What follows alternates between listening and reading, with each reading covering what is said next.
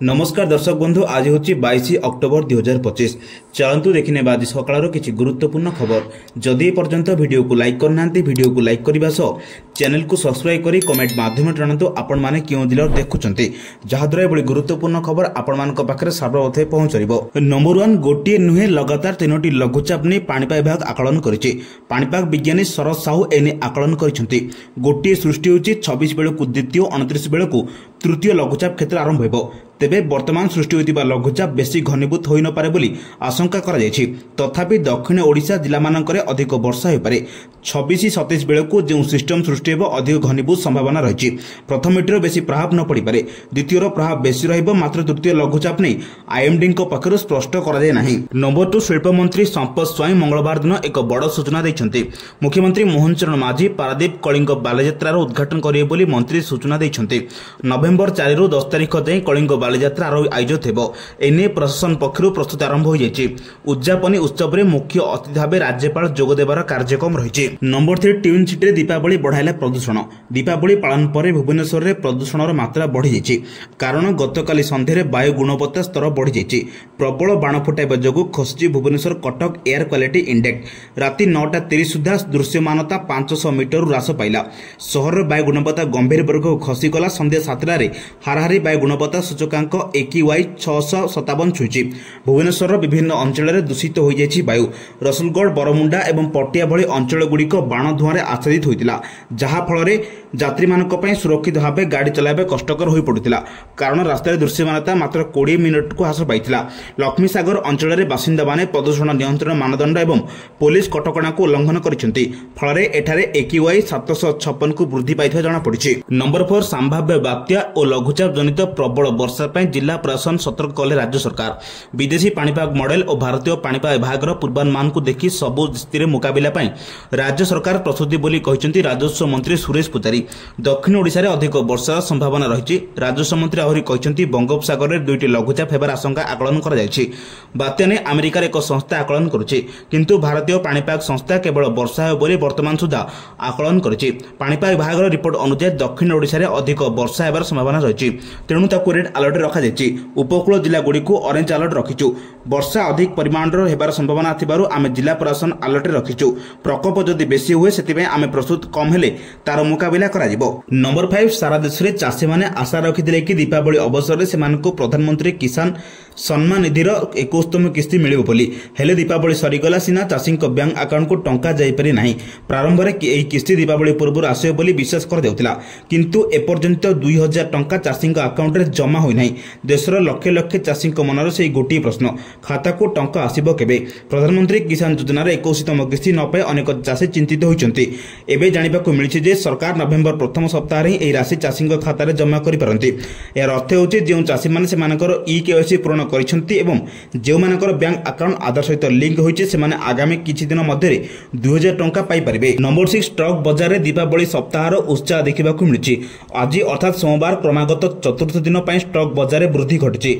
ए वृद्धि जो स्टॉक बाजार निवेशकों को गत 4टी सेशन में 10 लाख कोटी अधिक लाभ मिली। यह समय मध्य स्टॉक बाजार 2.75% रु अधिक वृद्धि होती।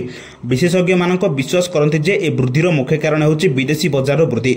विदेशी निवेशकों द्वारा निवेश वृद्धि, अशोधित तैल मूल्य ह्रास एवं टंकार मूल्य वृद्धि। सोमवार दीपावली रे सेंसेक्स रे 400 पॉइंट रु अधिक वृद्धि देखा जायतिला, जेतेबेले निफ्टी मध्य 133 पॉइंट वृद्धि देखा जायतिला। नंबर 7 चलित वर्षर दीपावली केवल आलोक एवं मिठार पर्व नथिला, ए भारतीय अर्थनीति पाए एक ऐतिहासिक मोड़ देइतिला। देशर बाजार गुड़िक पूर्व समस्त बिक्रय रेकर्ड भांगी देइतिला। Confederation of all India traders विस्तृत रिपोर्ट जना पड़ी जे भारत चलित पार्वण ऋतु में रेकर्ड भांगी 6.05 लाख कोटी टंकार व्यवसाय करिछि। एही संख्या एते बड़ जे ए देशर व्यवसाय इतिहास में सबुठ बड़ बृहत पार्वण विक्रय पलटिछि। यह अभूतपूर्व सफलता केवल बाजार को पुनर्जीवित करने बरं आत्मनिर्भर भारत भावनार एक जबरदस्त विजय पलटिछि। CAT ର गवेषणा शाखा द्वारा करा सर्वे देशर 60टी प्रमुख सहर को अंतर्भुक्त करा, जो समस्त राज्य राजधानी सहित द्वितीय श्रेणी और तृतीय श्रेणी सहर मध्य अंतर्भुक्त रहितला। रिपोर्ट रे भारत पारंपरिक खुचरा बाजार केते दृढ़ भाव में आग को बढ़ी तार एक चित्र दर्शाई। नंबर 8 लोकों सरकार रे लोकों उन्नति और विकास को प्राथमिकता दे अंत्योदय गृह योजना माध्यम आर्थिक अनग्रसर तथा निम्न आय वर्ग मानक सुरक्षित और स्थायी आश्रयस्थली सुनिश्चित होउछि। ଏହାଦ୍ୱାରା ପ୍ରତ୍ୟେକ ନାଗରିକ ମର୍ଯ୍ୟାଦାପୂର୍ଣ୍ଣ ଜୀବନଯାପନ କରିବେ ବୋଲି ମୋର ଦୃଢ଼ ଆଶା ଓ ବିଶ୍ୱାସ। ଗ୍ରାମାଞ୍ଚଳରେ ସୁଶାସନକୁ ଆହୁରି ଦକ୍ଷ ଓ ସୁଦୃଢ଼ କରିବା ପାଇଁ ମୁଖ୍ୟମନ୍ତ୍ରୀ ମୋହନ ଚରଣ ମାଝୀ ଗତ ରବିବାର ଦିନ ଲୋକସେବା ଭବନଠାରେ ଆଭାସୀ ମାଧ୍ୟମରେ ରାଜ୍ୟରେ 471ଟି ଗ୍ରାମ ପଞ୍ଚାୟତ କାର୍ଯ୍ୟାଳୟର ଭୂମି ପୂଜନ ଏବଂ ଅନ୍ତର୍ଦ୍ଦୟ ଗୃହ ଯୋଜନାର ପ୍ରଥମ କିସ୍ତି ବଣ୍ଟନ କରିଥିଲେ। ନୂଆପଡ଼ା ଓ କଳାହାଣ୍ଡି ଜିଲ୍ଲା ବ୍ୟତୀତ ଅନ୍ୟ ରାଜ୍ୟର 28ଟି ଜିଲ୍ଲାରେ 471ଟି ଗ୍ରାମ ପଞ୍ଚାୟତ କାର୍ଯ୍ୟାଳୟର ଭିତ୍ତିପ୍ରସ୍ତର ସ୍ଥାପନ କରାଯିବା ସହିତ 48,693 ଜଣ ହିତାଧିକାରୀଙ୍କୁ ଅନ୍ତର୍ଦ୍ଦୟ ଗୃହ ଯୋଜନାରେ ପ୍ରଥମ କିସ୍ତି ବାବଦରେ 40,000 ଟଙ୍କା ଲେଖାଏଁ ସହାୟତା ପ୍ରଦାନ କରାଯାଇଛି। ନମ୍ବର 9 ଗଞ୍ଜାମ ଓ କନ୍ଧମାଳ ଜିଲ୍ଲାର ଯାତାୟାତର ଜୀବନରେଖା କଳିଙ୍ଗ ଘାଟି 35 ଦିନ ହେଲା ବନ୍ଦ ରହିଛି। ନମ୍ବର 9 ଗଞ୍ଜାମ ଓ କନ୍ଧମାଳ ଜିଲ୍ଲାର ଯାତାୟାତର ଜୀବନରେଖା କଳିଙ୍ଗ ଘାଟି 75 ଦିନ ହେଲା ବନ୍ଦ ହୋଇଛି। 10 କିଲୋମିଟର କଳିଙ୍ଗ ଘାଟି ରାସ୍ତା ସୁଶାସନ ଚାଲିଛି। ନିରବ ଯାଇଛି କଳିଙ୍ଗ ଘାଟି, ସୋର ନାହିଁ କି ଶବ୍ଦ ନାହିଁ।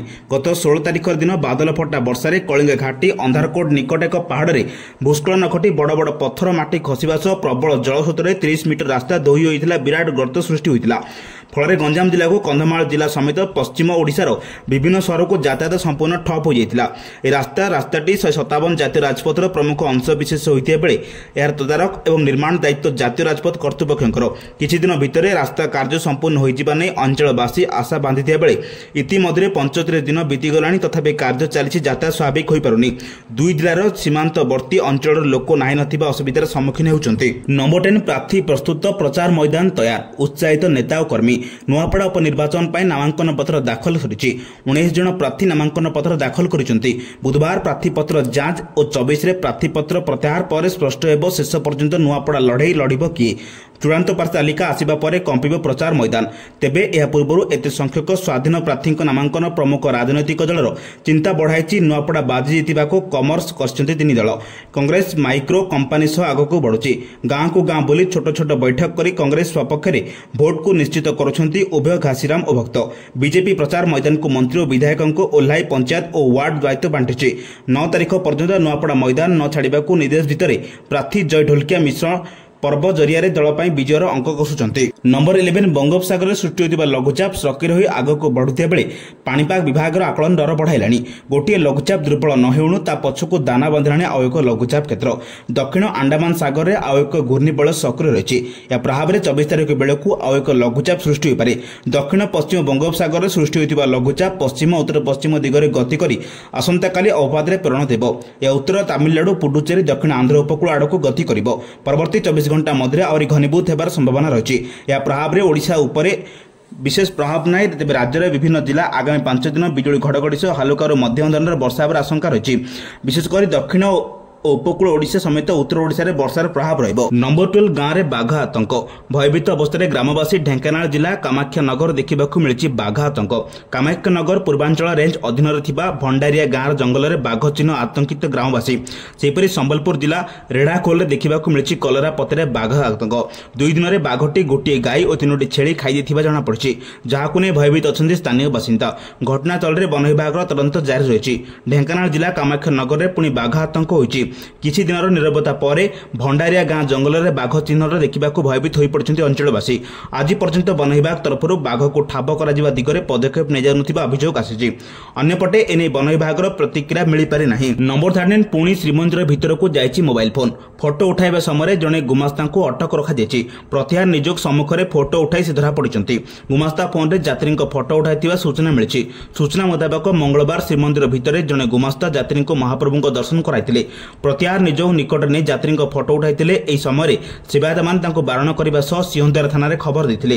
ତେବେ କେଉଁ ପରିସ୍ଥିତିରେ ମନ୍ଦିର ଭିତରକୁ ଯାତ୍ରୀ ଫଟୋ ଉଠାଇଥିଲେ ତାହାକୁ ନେଇ ପଚରାଉଚରା ଚାଲିଛି। ନମ୍ବର 14 ଦଶପଲ୍ଲା ଏବଂ ପୁରୀ ମଧ୍ୟରେ ଏକ ସ୍ୱତନ୍ତ୍ର ଟ୍ରେନ୍ ସେବାକୁ ସୋମବାର ଦିନ ପତାକା ଦେଖାଇ ଶୁଭାରମ୍ଭ କରାଯାଇଛି। ଦୀପାବଳି ଅବସରରେ ଆରମ୍ଭ ହୋଇଥିବା ଏହି ସ୍ୱତନ୍ତ୍ର ଟ୍ରେନ୍ ଯାତ୍ରୀମାନଙ୍କ ଯାତ୍ରାକୁ ଆହୁରି ସୁଗମ କରିବ। ଏହି ଟ୍ରେନ୍ ନୟାଗଡ଼ ଜିଲ୍ଲାର ଦଶପଲ୍ଲା ଏବଂ ପୁରୀ ମଧ୍ୟରେ ପ୍ରାୟ 150 କିଲୋମିଟର ଦୂରତାକୁ 3.5 ଘଣ୍ଟାରେ ଅତିକ୍ରମ କରିବ। ଏହି ସ୍ୱତନ୍ତ୍ର ଟ୍ରେନ୍ ପୂର୍ବାହ୍ନ 11:30ରେ ଦଶପଲ୍ଲା ଷ୍ଟେସନରୁ ବାହାରି ଅପରାହ୍ନ 3ଟାରେ ପୁରୀ ଷ୍ଟେସନରେ ପହଞ୍ଚିଥିଲା। ପୁରୀରୁ ଟ୍ରେନ୍ ଅପରାହ୍ନ 4ଟାରେ ବାହାରି ସନ୍ଧ୍ୟା 7:30ରେ ଦଶପଲ୍ଲାରେ ପହଞ୍ଚିଥିବାର କାର୍ଯ୍ୟକ୍ରମ ରହିଥିଲା। ସେହିପରି train number 68444 Dashapalla Bhadrak MEMU ଦଶପଲ୍ଲାରୁ ଛାଡ଼ିବା ସମୟରେ ଅପରାହ୍ନ 4:15ରୁ ରାତି 8:30କୁ ପୁନରୁଦ୍ଧାର କରାଯାଇଥିଲା। ନମ୍ବର 15 ଛତ୍ରପୁର ରିଜର୍ଭ ପୋଲିସ ପଡ଼ିଆରେ ଗଞ୍ଜାମ ପୋଲିସ ଜିଲ୍ଲା ତରଫରୁ 66ତମ ପୋଲିସ ଶହୀଦ ସ୍ମୃତି ଦିବସ ଅନୁଷ୍ଠିତ ହୋଇଯାଇଛି। ଏଥିରେ ମୁଖ୍ୟ ଅତିଥି ଭାବେ ଗଞ୍ଜାମ ଏସ୍ପି ଶୁଭେନ୍ଦୁ କୁମାର ପାତ୍ର ଶହୀଦ ସ୍ମୃତି ସ୍ମାରକୀର ପୁଷ୍ପଗୁଚ୍ଛ ପ୍ରଦାନ କରିବା ପରେ ପ୍ୟାରେଡ୍ରେ ଅଭିବାଦନ ଗ୍ରହଣ କରିଥିଲେ। ଓଡ଼ିଶାର ରାଜ୍ୟପାଳ ଏବଂ ମୁଖ୍ୟମନ୍ତ୍ରୀଙ୍କ ବାର୍ତ୍ତା ସହ ଆମର ଶହୀଦ ଯବାନମାନଙ୍କ ପ୍ରତି ରହିଥିବା ଶ୍ରଦ୍ଧାଞ୍ଜଳି ପଠନ କରାଯାଇଥିଲା। ପୁଲିସ ବାହିନୀ ନିଜ ପରିବାର କଥା ପଛରେ ପକାଇ ବିପଦ ସମୟରେ ଲୋକଙ୍କୁ ସୁରକ୍ଷା ନିମନ୍ତେ କାର୍ଯ୍ୟ କରିଆସୁଛନ୍ତି। ଏହି କ୍ରମରେ ଜୀବନ ଉତ୍ସର୍ଗ କରିଥିବା ପୁଲିସ କର୍ମଚାରୀଙ୍କ ନାମ ଏସ୍ପି ପାଠ କରିବା ସହିତ ସେମାନଙ୍କୁ ବୀରତ୍ୱକୁ ପ୍ରଶଂସା କରିଥିଲେ। ସେହିପରି ଅତିରିକ୍ତ ଏସ୍ପି ପ୍ରଶାନ୍ତ କୁମାର ଦାସ, ସୀମା ସ୍ୱାଇଁ ଓ ଚିନ୍ମୟ କୁମାର ନାୟକ, ଛତ୍ରପୁର ଏସ୍ଡିପିଓ ଚନ୍ଦନ କୁମାର ଘଡ଼ାଇ, ଛତ୍ରପୁର ଥାନା ଅଧିକାରୀ ସଚିବ ସବ୍ୟସାଚୀ ମଲ୍ଲିକ, ଗଞ୍ଜାମ ପୁଲିସ ଜିଲ୍ଲା ହାବିଲଦାର ଓ କନେଷ୍ଟବଳ ସଂଘର ସଭାପତି ଗୌରବ ଚାନ୍ଦ ତ୍ରିପାଠୀ, ସମ୍ପାଦକ ସୁଭାଷ ଚନ୍ଦ୍ର ସେଠୀଙ୍କ ସମେତ ବହୁ ପୁଲିସ ଅଧିକାରୀମାନେ ଯୋଗଦେଇ ଶହୀଦମାନଙ୍କ ସ୍ମୃତିଚାରଣ କରିଥିଲେ। ରିଜର୍ଭ ଇନ୍ସପେକ୍ଟର ଅମୂଲ୍ୟ କୁମାର ନାୟକ ପ୍ୟାରେଡ୍କୁ ପରିଚାଳନା କରିଥିବା ବେଳେ ସର୍ଜେଣ୍ଟ ବିକାଶ ସେନାପତି ସହଯୋଗ କରିଥିଲେ। ନମ୍ବର 16 ଟ୍ରେନ୍ର ମନ୍ଥର ଗତି ଯୋଗୁଁ ଯାତ୍ରୀମାନେ ବିରକ୍ତି ପ୍ରକାଶ କରିଛନ୍ତି। ଯାତ୍ରୀମାନେ ଶେଷରେ ବିରକ୍ତି ପ୍ରକାଶ କରିବା ସହ ଟ୍ରେନ୍ରୁ ଓହ୍ଲାଇ ପଡ଼ିଛନ୍ତି। ଦକ୍ଷିଣ ପୂର୍ବ ରେଳପଥର ଚକ୍ରଧରପୁର ଡିଭିଜନ ଅନ୍ତର୍ଗତ ଝାଡ଼ଖଣ୍ଡ ଲୋଡ଼ା ପାହାଡ଼ ଷ୍ଟେସନ ନିକଟରେ ଆଜି ଏଭଳି ଦୃଶ୍ୟ ଦେଖିବାକୁ ମିଳିଛି। ଟାଟା ମୋମୋ ଟ୍ରେନ୍ ଯାଉଥିବା ସମୟରେ ଲୋଟା ପାହାଡ଼ ଷ୍ଟେସନ ନିକଟରେ ଏକ ମାଲବାହୀ ଟ୍ରେନ୍ ଉକ୍ତ ଲାଇନ୍ରେ ଯାଉଥିଲା, କିନ୍ତୁ କୌଣସି କାରଣରୁ ମାଲବାହୀ ଟ୍ରେନ୍ ଅତି ମନ୍ଥର ଗତିରେ ଚାଲୁଥିଲା। ଫଳରେ ଦୁଇଟି ଯାକ ଟ୍ରେନ୍ ଗୋଟିଏ ଲାଇନ୍ରେ ରହିଯାଇଥିଲେ। ଲୋଟା ପାହାଡ଼ରୁ ଚକ୍ରଧରପୁର ମାତ୍ର 10 କିଲୋମିଟର, କିନ୍ତୁ ରାଉରକେଲା ଟାଟା ମୋଟୋକୁ 10 କିଲୋମିଟର ଅତିକ୍ରମ କରିବାକୁ ଲାଗି 1 ଘଣ୍ଟା 45 ମିନିଟ୍ ଅଧିକ ସମୟ ହୋଇଥିଲା। ଫଳରେ ବହୁ ଯାତ୍ରୀ ଟ୍ରେନ୍ରୁ ଓହ୍ଲାଇ ଚାଲିଯାଇଥିଲେ। ନମ୍ବର 17 ଗତକାଲି ଦୀପାବଳି ପରେ ପୁରା ଧୂଆଁମୟ ହୋଇଯାଇଛି ରାଜଧାନୀ ଦିଲ୍ଲୀର ଆକାଶ। ଦୀପାବଳିର ଗୋଟିଏ ଦିନ ପରେ ମଙ୍ଗଳବାର ଦିଲ୍ଲୀକୁ ବିଷାକ୍ତ କୁହୁଡ଼ି ଘୋଡ଼ାଇ ରଖିଥିବାର ଦେଖିବାକୁ ମିଳିଛି। ସୁପ୍ରିମକୋର୍ଟଙ୍କ ଦ୍ୱାରା ନିର୍ଦ୍ଧାରିତ ସମୟସୀମାକୁ ଉଲ୍ଲଂଘନ କରି ଲଗାତାର ଭାବେ ବାଣ ମାରି ଚାଲିଥିଲେ ଦିଲ୍ଲୀ ବାସିନ୍ଦା, ଯାହାଫଳରେ ରାତି ଅଧରେ ଆକାଶ ଦିଶୁଥିଲା ବେଶ୍ ଧୂଆଁଳିଆ। ଦିଲ୍ଲୀରେ ବାୟୁ ଗୁଣବତ୍ତା ସୂଚକାଙ୍କ ଗମ୍ଭୀର ବର୍ଗକୁ ଖସି ଆସିଛି। ତଥ୍ୟ ଅନୁଯାୟୀ ଉତ୍ସବ ପାଳନ ମଧ୍ୟରେ ପ୍ରଦୂଷଣ ସ୍ତର ଖରାପ ହେବା ସହିତ ସକାଳ 7ଟାରେ ହାରାହାରି ବାୟୁ ଗୁଣବତ୍ତା ସୂଚକାଙ୍କ 451 ରହିଥିଲା, ଯାହାକି ଜାତୀୟ ହାରାହାରିଠାରୁ 1.8 ଗୁଣ ଅଧିକ ରହିଛି। ଦୀପାବଳି ରାତିରେ AQI ଅତ୍ୟନ୍ତ ଖରାପ ବର୍ଗକୁ ଖସିଥିଲା। ନୋଇଡା ଏବଂ ଗୁରୁଗ୍ରାମ ଭଳି ସ୍ୟାଟେଲାଇଟ୍ ସହରଗୁଡ଼ିକ ସ୍ଥିତି ମଧ୍ୟ ଭଲ ନଥିଲା। ମଙ୍ଗଳବାର ସକାଳେ AQI ଯଥାକ୍ରମେ 407 ଏବଂ 402 ଥିଲା। ଗତବର୍ଷ ଦୀପାବଳି ପରେ ଦିଲ୍ଲୀର ସାମଗ୍ରିକ ବାୟୁ ଗୁଣବତ୍ତା ଅତ୍ୟନ୍ତ ଖରାପ ବର୍ଗରେ ରେକର୍ଡ କରାଯାଇଥିଲା। AQI ଥିଲା 359। ନମ୍ବର 18 ଓଡ଼ିଆ ସଂସ୍କୃତିର ପ୍ରାଣକେନ୍ଦ୍ର ମହାପ୍ରଭୁଙ୍କ ପବିତ୍ର ରଥଯାତ୍ରା ପରମ୍ପରାକୁ ଇସ୍କନ କର୍ତ୍ତୃପକ୍ଷ ବାରମ୍ବାର ଅଣଦେଖା କରୁଛି। ଏହା କୋଟି କୋଟି ଜଗନ୍ନାଥ ପ୍ରେମୀଙ୍କୁ ଗମ୍ଭୀର ଆଘାତ ଦେଉଛି। ପୁରୀ ଗଜପତି ମହାରାଜା ଏନେଇ ଅନେକ ଥର ଇସ୍କନ କର୍ତ୍ତୃପକ୍ଷଙ୍କୁ ଚିଠି ଲେଖିଛନ୍ତି। ଏହା ସତ୍ତ୍ୱେ ଇସ୍କନ ଅଧୀନରେ ରଥଯାତ୍ରାକୁ ଆୟୋଜନ କରୁଛି। ଇସ୍କନର ଏଭଳି ପଦକ୍ଷେପ ନେଇ ପୁରୀ ଶ୍ରୀ ଗଜପତି ମହାରାଜା ଦିବ୍ୟ ସିଂ ଦେବ ପୁଣି ଚିଠି ଲେଖିଛନ୍ତି। ସେ ଇସ୍କନ ଗଭର୍ଣ୍ଣିଂ ବଡି କମିଶନ ଅଧ୍ୟକ୍ଷ ଶ୍ରୀ ଗୋବର୍ଦ୍ଧନ ଦାସଙ୍କୁ ଚିଠି ଲେଖିଛନ୍ତି। ଚିଠିରେ ଗଜପତି ମହାରାଜା ଉଲ୍ଲେଖ କରିଛନ୍ତି, ସିଦ୍ଧାନ୍ତର ପୁନଃ ବିଚାର କରନ୍ତୁ। ସମସ୍ତ ଦେଶର ଇସ୍କନ ଆଶାକୁ ଶୁକ୍ଳ ଦ୍ୱିତୀୟା ଠାରୁ 9 ଦିନ ମଧ୍ୟରେ ରଥଯାତ୍ରା କରୁ। ଇସ୍କନକୁ ଗଜପତିଙ୍କ ଚିଠି ନେଇ ଗଜପତି ମହାରାଜାଙ୍କ ବ୍ୟକ୍ତିଗତ ସଚିବ ରାଧାକୃଷ୍ଣ ପଣ୍ଡା ଗଣମାଧ୍ୟମକୁ ପ୍ରେସ୍ ବିଜ୍ଞପ୍ତି ଜରିଆରେ ସୂଚନା ଦେଇଛନ୍ତି। ନମ୍ବର 19 ଭାରତୀୟ ଦଳ ନିକଟରେ ପାକିସ୍ତାନକୁ ପରାସ୍ତ କରି ଏସିଆ କପ୍ 2025 ଜିତିଛି। ବିଜୟ ପରେ ଭାରତୀୟ ଦଳ ଏସୀୟ କ୍ରିକେଟ ପରିଷଦ ମୁଖ୍ୟ ମୋହସିନ ନାକଭିଙ୍କଠାରୁ ଏସିଆ କପ୍ ଟ୍ରଫି ଗ୍ରହଣ କରିବାକୁ ମନା କରିଥିଲେ। ତାପରେ ନଭିଙ୍କ ଟ୍ରଫି ସହିତ ଦୁବାଇର ଏକ ହୋଟେଲକୁ ଫେରିଗଲେ। ପାକିସ୍ତାନ ଯିବା ପୂର୍ବରୁ ସେ ଏହାକୁ ACC କାର୍ଯ୍ୟାଳୟରେ ଛାଡ଼ି ଦେଇଥିଲେ। ତଥାପି ନକଭି ଭାରତୀୟ ଦଳକୁ ଟ୍ରଫି ଦେବାକୁ ମନା କରିଥିଲେ। ନକଭି ସୂର୍ଯ୍ୟକୁମାର ଯାଦବଙ୍କୁ ACC କାର୍ଯ୍ୟାଳୟରୁ ଆସି ଟ୍ରଫି ନେବାକୁ କହିଥିଲେ। ନମ୍ବର 20 ପଛକୁ ପଛ ଆସୁଛି 3ଟି ଲଘୁଚାପ କ୍ଷେତ୍ର। ଗୋଟିଏ ଲଘୁଚାପ ଏବେ ସୃଷ୍ଟି ହୋଇଛି। 26 ବେଳକୁ ଦ୍ୱିତୀୟ ଓ 29 ବେଳକୁ ତୃତୀୟ ଲଘୁଚାପ ସୃଷ୍ଟି ହେବ ବୋଲି ଆକଳନ କରିଛି ପାଣିପାଗ ବିଜ୍ଞାନ ସନତ କୁମାର ସାହୁ। ମାତ୍ର 3ଟି ଲଘୁଚାପ ନେଇ IMDଙ୍କ ପକ୍ଷରୁ ସ୍ପଷ୍ଟ କରାଯାଇ ନାହିଁ। 26-27 ବେଳକୁ ଯେଉଁ ସିଷ୍ଟମ ସୃଷ୍ଟି ହେବ ଅଧିକ ଘନୀଭୂତ ସମ୍ଭାବନା ରହିଛି। ବର୍ତ୍ତମାନ ଦକ୍ଷିଣ ପଶ୍ଚିମ ବଙ୍ଗୋପସାଗରରେ ଏକ ସୁଦୃଶ୍ୟ ଲଘୁଚାପ କ୍ଷେତ୍ର ସକ୍ରିୟ ରହିଛି। ଅଧିକ ଘନୀଭୂତ ହୋଇ ଆସନ୍ତାକାଲି ଅପରାହ୍ନ ଅବାତରେ ପରିଣତ ହେବ। ଉତ୍ତର ତାମିଲନାଡୁ ପୁଡୁଚେରୀ ଦକ୍ଷିଣ ଆନ୍ଧ୍ର ଉପକୂଳ ଆଡ଼କୁ ଗତି କରିବ। ପରବର୍ତ୍ତୀ 24 ଘଣ୍ଟା ମଧ୍ୟରେ ଆହୁରି ଘନୀଭୂତ ହୋଇ ହେବାର ସମ୍ଭାବନା ରହିଛି। ଏହା ପ୍ରଭାବରେ ରାଜ୍ୟର ବିଭିନ୍ନ ଜିଲ୍ଲାରେ ଆଗାମୀ 5 ଦିନ ଯାଏଁ ବିଜୁଳି ଘଡ଼ଘଡ଼ି ସହ ହାଲକାରୁ ମଧ୍ୟମ ଧରଣର ବର୍ଷା ନେଇ ଆକଳନ କରିଛି ପାଣିପାଗ କେନ୍ଦ୍ର। ବର୍ଷା ଅଧିକ ପରିମାଣ ହେବାର ସମ୍ଭାବନା ଥିବାରୁ ଆମେ ଜିଲ୍ଲା ପ୍ରଶାସନର ଆଲର୍ଟ ରଖିଛୁ। ପ୍ରକୋପ ଯଦି ବେଶୀ ହୁଏ ସେଥିପାଇଁ ଆମେ ପ୍ରସ୍ତୁତ ରହିଛୁ। କମ୍ ହେଲେ ବି ତାର ମୁକାବିଲା କରାଯିବ ବୋଲି ରାଜସ୍ୱ ବିପର୍ଯ୍ୟୟ ପରିଚାଳନା ମନ୍ତ୍ରୀ ସୁରେଶ ପୂଜାରୀ କହିଛନ୍ତି। ଏହିଭଳି ଗୁରୁତ୍ୱପୂର୍ଣ୍ଣ ଖବର ପାଇବା ପାଇଁ ଆମ ଚ୍ୟାନେଲ ସହ ଯୋଡ଼ି ରୁହନ୍ତୁ।